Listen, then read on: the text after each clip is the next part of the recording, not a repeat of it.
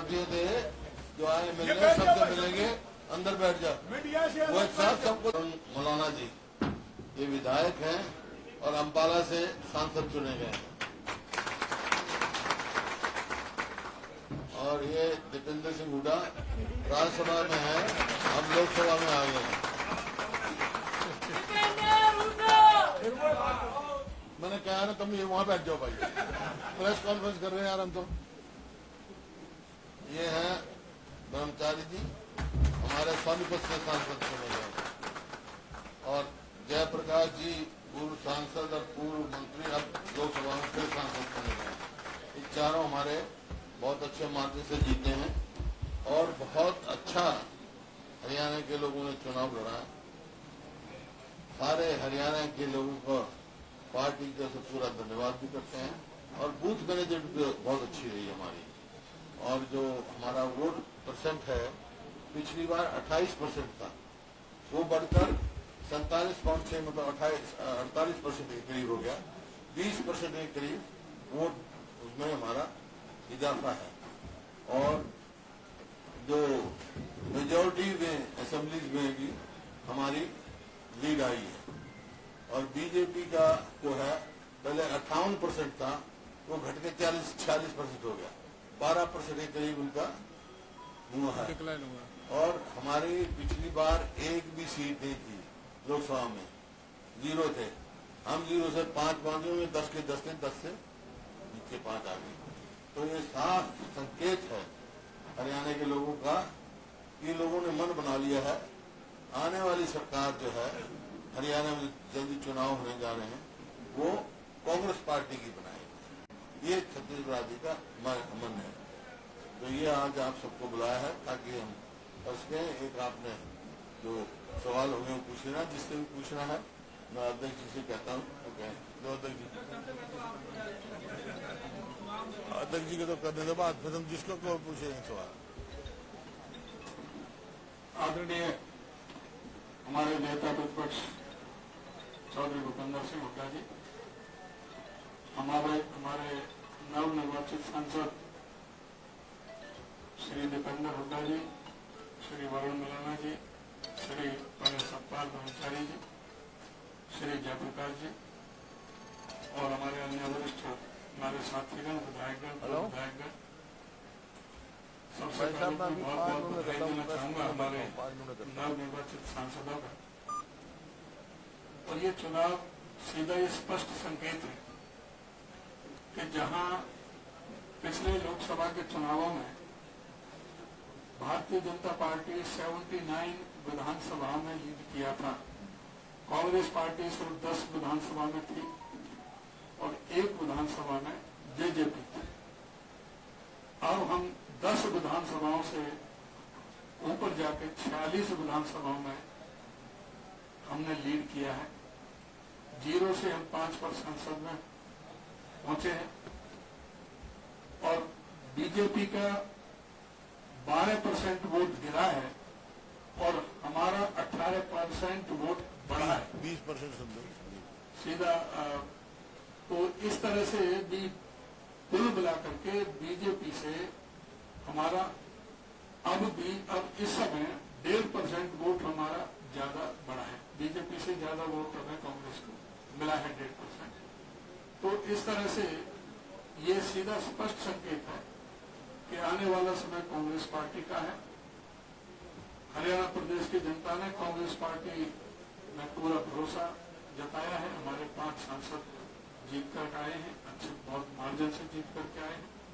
तो इसलिए आने वाले चुनाव में कांग्रेस पार्टी, मैं समझता हूं कि कम से कम 70% सीटें हम आगे अर्जित करेंगे। और आपने पूछना जी पूछ रहे हैं। हमारे चुनाव प्रचार में कांग्रेस अध्यक्ष मल्लिकार्जुन जी, राहुल गांधी जी, प्रियंका गांधी जी के अलावा और भी जो काफी नेता हो गए, लेकिन वरिष्ठ नेता ये तीनों गए हमारे चुनाव में अलग अलग जगह। तो सारे हरियाणा में कांग्रेस ने एकजुट होकर चुनाव लड़ा है, ये सबसे उनका भी धन्यवाद करते हैं। उनका भी सबका धन्यवाद, कार्यकर्ताओं भी और नेताओं का भी कार्य करते हैं। तो वहाँ हरियाणा में उन्होंने प्रचार के लिए आए। आप लोगों की चर्चा टिकट बंटवारे के बाद जो शुरू हुई, कहीं न कहीं जो पूरा माहौल बना, अब नतीजे जो आए, कहाँ से आप लोग संतुष्ट है या लगता है कि एक दो सीट और जो क्लोज फाइट थी वो भी आ सकती थी? आपका असेसमेंट क्या है? देखिए, एक दो और क्लोज फाइट थी, वो तो चुनाव है, प्रजातंत्र है, लेकिन हमारे जितने भी उम्मीदवार थे बहुत अच्छे उम्मीदवार थे और पूरे अच्छी तरह ताकत से चुनाव लड़ा उन्होंने। तो थोड़ा बहुत कोई एक दो सीट कम वोटों से रह गई, कोई बात नहीं, लेकिन वोट परसेंटेज हमारी शायद जो इंडिया अलायंस के आप लोग हैं तो पूरे देश में सबसे ज्यादा है वोट परसेंटेज, हमारे बाद कर्नाटक में। इस प्रकार से कांग्रेस के उसमें हमारे बिल्कुल संतुष्ट हैं चुनाव के नतीजों में। इसी में टिकट बंटवारे को भी दिया गया कि कांग्रेस ने भाजपा से बाद में रणनीतिक तौर पर टिकट बांटी और जब बांटी टिकट बंटवारे को भी काफी क्रेडिट दिया गया कि हरियाणा में इस बार कांग्रेस ने अच्छा बेहतरीन संतुलित टिकट बंटवारा किया। देखिए, वो तो पार्टी का फैसला था। पार्टी ने पहले कहा था कि हम अच्छे कैंडिडेट देंगे और मैं पार्टी हाईकमान का आभारी हूँ कि उन्हें बहुत ही मजबूत और अच्छे कैंडिडेट थे। महंगाई और बेरोजगारी के अलावा आपको लगता है अग्निवीर योजना, महंगाई बेरोजगारी के ऊपर चुनाव जो लड़ा गया, लेकिन अग्निवीर योजना का जो प्रभाव है वो हरियाणा के अंदर ज्यादा देखा गया? देखिए, हरियाणा में जो है, जो प्रदेश 2014 में प्रति व्यक्ति आय में, प्रति व्यक्ति निवेश में, कानून व्यवस्था में, नौकरी देने में, खेल खिलाड़ियों में नंबर 1 प्रदेश था। इनके 10 साल के राज में अब हम नंबर 1 हो गए बेरोजगारी में, महंगाई में, और कानून व्यवस्था की तो धज्जियां उड़ी हुई हैं, रोज फिरौतियां मांगी जा रही हैं। कोई अपने आप को हरियाणा में सुरक्षित महसूस नहीं कर रहा है सरकार में। और खेल और खिलाड़ियों को तो आपने खुद देखा कि हमारी पहलवान बेटियां जिन्होंने पूरे देश में नाम कमाया, उनके साथ क्या व्यवहार हुआ, उनको आज तक भी न्याय नहीं मिला है। तो ये मुद्दों के अलावा जो आप कह रहे हो ना, जैसे 2022 तक हर वर्ग विमुख होने से 2022 तक इन्होंने कहा किसान की आमदनी हम दुगनी कर देंगे, लेकिन आमदनी दुगनी नहीं करी, लागत कई गुना बढ़ा दी। क्या भाव था डीजल का 2014 में, क्या भाव था आपका खाद का, क्या भाव था कीटनाशक दवाई का, तो लागत तो बढ़ गई, आमदनी बढ़ी नहीं। हरियाणा में तो एमएसपी भी नहीं मिलता। तो इस प्रकार से हर वर्ग, जो अग्निवीर की बात कही आपने, जो 4 साल की नौकरी और फिर घर, ना उसकी पेंशन, ना उसको बेनिफिट्स, ना कोई उसको मान सम्मान, ना कोई अगर शहीद हो जाए उसका वो मान सम्मान, तो ये इनके ये भी। और हरियाणा में जो कौशल रोजगार निगम लगा रखा था उसमें भी यही काम था, कोई पक्की नौकरी नहीं और ना उसमें रिजर्वेशन, ना मेरिट, भ्रष्टाचार का अड्डा बना हुआ था।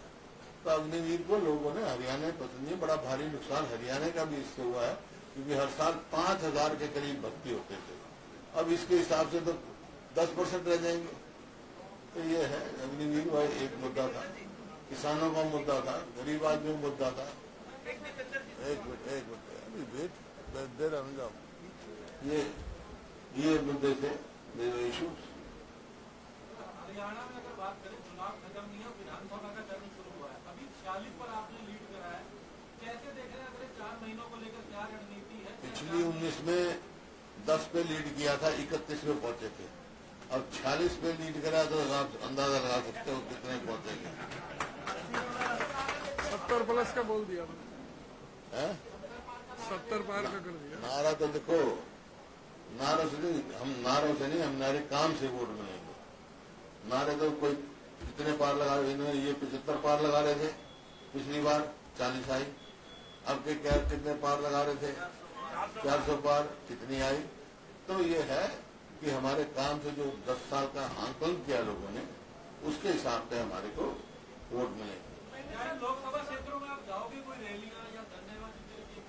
ऐसा है, हम तो अब ये आपसे बात करके सारे विधानसभाओं में जाएंगे, और जो एक मोर्चा तो कांग्रेस पार्टी ने जीत लिया हरियाणा में, अब दूसरा मोर्चा जीतने के लिए हम अपना कार्य शुरू करेंगे। विधानसभा चुनाव सारे विधानसभा क्षेत्र का हम कार्यक्रम बना रहे हैं। सर विधानसभा चुनाव में कितनी सीटें जीतने हैं? हरियाणा में विधानसभा चुनाव होंगे और इस बार कितनी सीटें जीतने हो गया भारी बहुमत से जीते। और सर कार्य क्या किए जाएंगे हैं? हैं? हरियाणा में अगर कांग्रेस की सरकार बनती है तो सबसे पहले कौन से कार्य किए जाएंगे? कार्य वो हमारा मैनिफेस्टो बन रहा है, बता रखा है, चाहे वो ओल्ड एज पेंशन हो, चाहे आपका ओल्ड पेंशन स्कीम हो, ये कई 4-5 वायदे पूरे किए हैं, देखिए बता देंगे, वो हम कर रहे हैं। और भी मैनिफेस्टो हमारा तैयार हो रहा है, जल्द ही वहाँ आएगा। और बोलो। हाँ एआईसीसी ने अपने कई बार प्रेस कॉन्फ्रेंस की अग्निवीर स्कीम को लेके, अब जो नई सरकार बनने जा रही है उसकी जो इम्पोर्टेंट एलाई है जेडीयू, उसने अभी तो सरकार बनी नहीं, अभी कह दिया रिथिंक करने की जरूरत है अग्निवीर स्कीम को। आप क्या कहेंगे, क्या सरकार को इस मामले पर रिथिंक करना चाहिए? आपके नेता ने तो कहा इसे फाड़ के फेंक देना चाहिए, लेकिन जेडीयू की मांग को कैसे देखें? सही मांग है और अब देश में मजबूत विपक्ष, ये जो मैं सभी देशवासियों का भी धन्यवाद करता हूँ, हरियाणा वासियों के साथ साथ, कि पूरे देश में जो इंडिया गठबंधन और खासतौर पर कांग्रेस पार्टी को आशीर्वाद मिला है देशवासियों का, वो अपने आप में एक ऐतिहासिक वर्डिक्ट है। क्योंकि आपने देखा किस तरीके के नारे दिए जा रहे थे, किस तरह के एग्जिट पोल दिखाए, लेकिन उसके बावजूद जितनी मेहनत राहुल गांधी जी ने करी, जिस प्रकार से भारत जोड़ो यात्रा में उनको निशाने पर भी लिया गया पूरे सत्ता दल और मीडिया के बड़े सेक्शंस द्वारा, लेकिन फिर भी वो अपनी विचारधारा के प्रति जिस प्रकार से उन्होंने संघर्ष किया, तो देश में इंडिया गठबंधन को उसका लाभ हुआ है। और देशवासियों ने निश्चित तौर से देश के संविधान को बचाने के लिए, देश के प्रजातंत्र को बचाने के लिए, मजबूत करने के लिए और देश के प्रजातंत्र में संतुलन लाने के लिए, संतुलन लाने का काम किया है। तो देशवासी बधाई के पात्र है। प्रजातंत्र, देश का प्रजातंत्र, मैं ये कहना चाहूँगा कि प्रजातंत्र की जय, ये नतीजा जो है वो देश के प्रजातंत्र को मजबूत करने वाला नतीजा साबित हुआ है। और ये जो सारे गलत फैसले जिसमें अग्निवीर भी, इन फैसलों पे हम लोग, हमारा ये प्रयास रहेगा कि ये फैसले वापस करने के लिए आप जो अपनी भूमिका निभा सकें। एक सवाल आपसे आपकी जीत को लेकर है, रोहतक की जीत का आकलन किस तरह से करते हैं? क्योंकि एक बार जो देखा पुराने चुनाव के मुकाबले 9 की 9 विधानसभा में आपकी जीत लगातार बरकरार रही और हरियाणा की वोट मार्जिन के हिसाब से सबसे बड़ी जीत। मैं रोहतक लोकसभा क्षेत्रवासियों का बहुत बहुत धन्यवाद करता हूँ कि इतना बड़ा आशीर्वाद रोहतक लोकसभा क्षेत्रवासियों ने दिया है। और मैं समझता हूँ कि जो ये जो जीत है ये पूरी तरीके से रोहतक की जनता की थी, ये हमारे कार्यकर्ताओं की मेहनत की जीत है। लोगों ने ये चुनाव लड़ा है, मेरा तो केवल नाम मात्र था, ये असली चुनाव रोहतक की 36 बिरादरी के लोगों ने असली चुनाव लड़ा है। ये मैं अपनी जीत रोहतक के 36 बिरादरी के हर रोहतक वासी, रोहतक लोकसभा क्षेत्रवासी को मैं अपनी जीत समर्पित करता हूँ। और मैं अपनी जीत अपने कार्यकर्ताओं को समर्पित करता हूँ, जो इतनी मेहनत करी, ये उन्हीं की जीत है। और ये जो हमने सारे हरियाणा में एक बात रखी थी कि भाई ये चुनाव वोट एक है, लेकिन ये वाया दिल्ली चंडीगढ़ जाने का भी चुनाव है। तो एक चुनाव जैसे कहा होगा साहब ने, हमने पता कर लिया है, अब दूसरी हमारी जो मंजिल है उसकी तरफ हम कदम बढ़ाएं। राहुल गांधी को अब पार्लियामेंट के अंदर लीड करना चाहिए, गंपा साहब का भी आया, आपको क्या लगता है कि सभी है कि राहुल गांधी कम से कम ऑपोजिशन जनता काल में सही समय पर चुनाव कर रहे हैं, राहुल गांधी को आगे आकर लीड करना चाहिए? देखिए, ये मैं समझता हूँ कि आज जो संख्या बल बीजेपी के पास आई है, लेकिन नैतिक बल हमारे पास इंडिया गठबंधन, और नैतिक बल की अपनी एक चमत्कार होता है प्रजातंत्र में। देश की जनता ने नैतिक बल हमें दिया है। क्या परिस्थितियां रहेंगी ये अगर सरकार में और अगर इंडिया गठबंधन अगर विपक्ष में बैठने का फैसला इंडिया गठबंधन की ओर से रहेगा, मैं समझता हूँ गठबंधन उस पर अपनी राय बनाएगा। लेकिन सबसे उपयुक्त अगर नेता कोई है पूरे विपक्ष में, तो मैं समझता हूँ राहुल गांधी जी हैं, इसमें कोई दो राय नहीं। एक सवाल सर नेता प्रतिपक्ष से है, और ये आगे कांग्रेस की रणनीति क्या है? क्योंकि आप लोगों ने बार बार सवाल उठाया कि मौजूदा सरकार के पास संख्या बल नहीं है, बहुमत साबित करने के लिए, प्रोटेस्ट करने के लिए आगे आप क्या रणनीति कहेंगे लोगों को? देखिए, जो हरियाणा सरकार है लोगों का कॉन्फिडेंस खो दिया, माइनॉरिटी में चल रहे, नैतिकता के आधार पे कोई औचित्य नहीं है उनका सरकार में। एक तो स्वयं उनको छोड़ देनी चाहिए सरकार, और वो नहीं छोड़ते ना, राज्यपाल जी से हमने आग्रह किया है तो असेंबली डिसॉल्व करके फ्रेश मैंडेट लें, और इस मामले में चर्चा करने के लिए 10 तारीख को 3 बजे हमने अपनी CLP की मीटिंग चंडीगढ़ में बुलाई। 10 तारीख। लेकिन सबसे जो संतुष्ट बात है, चुनाव में हार जीत हो जाती है, नतीजे से मैं कह सकता हूँ जो हरियाणा में जो इनका प्रयास था समाज को बांटने का, जात पात के नाम पर, धर्म के नाम पर, वो लोगों ने विफल कर दिया। वो समझ चुके हैं केवल वोट लेने का हथियार है इनका, लोगों की भलाई का नहीं है, जनहित का नहीं है, हरियाणा का हित का नहीं है। हरियाणा के लोग चाहते हैं रोजगार, विकास, शिक्षा, ये हर मोड़ पे हरियाणा सरकार विफल है। लेकिन साहब से सवाल है, आप बीजेपी की पार्टी की बात करते थे और आपका जो मुकाबला था हिसार में जो कैलाश के खिलाफ था, 3 जिले के एक ही परिवार के अलग अलग टिकट के खिलाफ, आपका चुनावी मेरी तो उस परिवार से कभी लड़ाई रही नहीं, परिवारों से नहीं लड़ाई। प्रजातंत्र में गौरव है, वो बार कहते हैं जेपी से उनकी लड़ाई कांग्रेस से थी। मेरी लड़ाई भारतीय जनता पार्टी के प्रशासन के खिलाफ थी, किसी व्यक्ति विशेष से नहीं। और जो 2 उनके सहयोगी हैं, ऐसे तो ठीक बात है कि परिवार है, तो जेजेपी और क्या बोलते उसको लोक दल INF, वो तो वोट काटू थे, वो तो उसके रणजीत सिंह के सहयोगी थे, ऊपर ज्यादा थे रणजीत सिंह। तो इसलिए सारों ने मिलकर के घेरने का प्रयास किया, लेकिन मेरी राय भारतीय जनता पार्टी के प्रशासन के खिलाफ। हरियाणा प्रदेश में भारतीय जनता पार्टी ने जो जुर्म जनता के साथ है, और जो हमारी नीतियां थी, जो हमें कंप्लेंट किया गया केंद्र की सरकार की तरफ, केंद्र की पार्टी की तरफ से, और हरियाणा में जो भूपेंद्र सिंह हुड्डा जी उदयभान की मृत्यु दिया, मैंने उस पर चुनाव लड़ा। अब वो किसी व्यक्ति विशेष से नहीं हो सकता, पार्टी से था, और उस पर मोहर लगा दी लोगों ने, जो हमारी 5 नीति शायद हरियाणा की थी और केंद्र सरकार की थी, तानाशाही चुनाव। देखो, जब मैंने कहा ना कि ये संतुष्टि की बात है, लोगों ने न जात पे न पात पे मोहर लगाई है, हाथ पे। जहां तक सवाल आपने पूछा, मैंने शुरू में कहा था कि भाई मुकाबला हरियाणा में सीधा कांग्रेस का और बीजेपी का है, बीजेपी वोट काटो। सवाल आया किसका किसके साथ मुकाबला है, भाई कांग्रेस का बीजेपी से मुकाबला था, और ये जो वो दूसरे थे ना, उनका मुकाबला नोटा से था, नोटा से कर रहे। अध्यक्ष जी, कोई सवाल जो 5 सीट नहीं जीते उनका कोई आंदोलन जो बंधन करेंगे, कोई कारणों की जांच करेंगे, क्योंकि प्रभारी साहब ने भी कैबिनेट में कहा था कि जहाँ आंकड़े जीतने जाएंगे उनकी दावेदारी जो है कमजोर होगी। बताओ किसी क्या आंकलन उन 5 सीटों का भी होगा? पहले तो हमारे कैंडिडेट, अगर कोई कंपनी आएगी किसी की, आइए अब अभी तक कोई नहीं आई, कोई शिकायत आएगी तो उस पर बिल्कुल गंभीरता से उसका विचार होगा, और जहाँ भी जो प्रक्रिया रही है उसका मंथन करके सीधा सा टारगेट है कि अब असेंबली का चुनाव है, असेंबली में बीजेपी को धराशायी।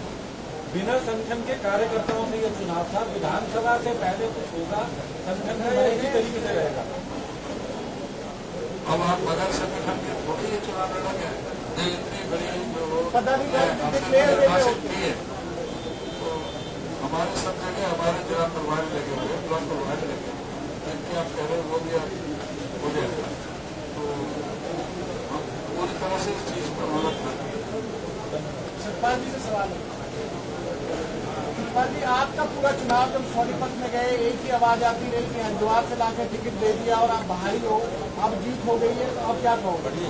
मेरा गांव गांगोली, नीलो खेड़ा ब्लॉक, पांडु पिंडारा में आश्रम है, गांगुली में आश्रम है, सफीदों में आश्रम है। मेरा जन्म यहाँ पे है और पूरा हरियाणा जानता है। जो कह रहे थे वो भी जानते हैं, वो मेरे घर तक गए हैं सब लोग।